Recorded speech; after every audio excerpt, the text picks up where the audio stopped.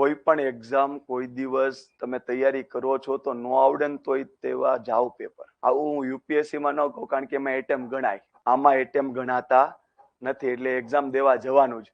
કારણ કે અહીંયા તમે કોઈ પણ ક્લાસીસમાં મોક ટેસ્ટ આપશો ને એ માહોલ ને વેલો માહોલ અલગ છે સાહેબ. અહીંયા તો તમે બેલ પડ્યો હોય 3 કલાક પહેરો થઈને અહીંયા ભરતભાઈ આવે, ભરતભાઈ, અને ત્યાં હું બેલ પડી ગયો, બરોબર. ત્યાંનો માહોલ ને અહીંનો માહોલમાં ફરક છે સાહેબ. ક્લિયર છે? એટલે શાંતિથી હવે ભૂલ કરી એવી કરતા નહીં. રેવન્યુ તલાટીની એક્ઝામ હોય ને તોય દેવા જવાની.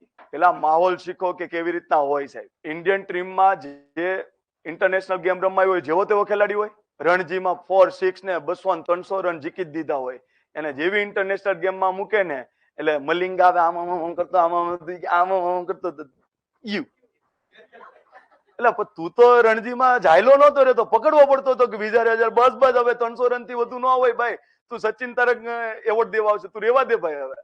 એમ તું પાછો નતો પડતો ને. હવે ઇન્ટરનેશનલ ગેમ, કારણ કે નેશનલ ગેમ ને ઇન્ટરનેશનલ ગેમમાં આ જ ફરક છે બરોબર. આઈપીએલ અને ઇન્ટરનેશનલ ગેમમાં આ જ ફરક છે. આઈપીએલ માં રાષ્ટ્રની ભાવના નથી બરોબર. એમાં આઉટ થઈ ગયો તો થઈ ગયો અને ચડાવી દીધી 5-6 બલ્લે બલ્લે બસ. એટલે ઈ પ્રેશર વગરનો જ આવે, એટલે આવ્યા ભેગું આમ દેવા જ મળે.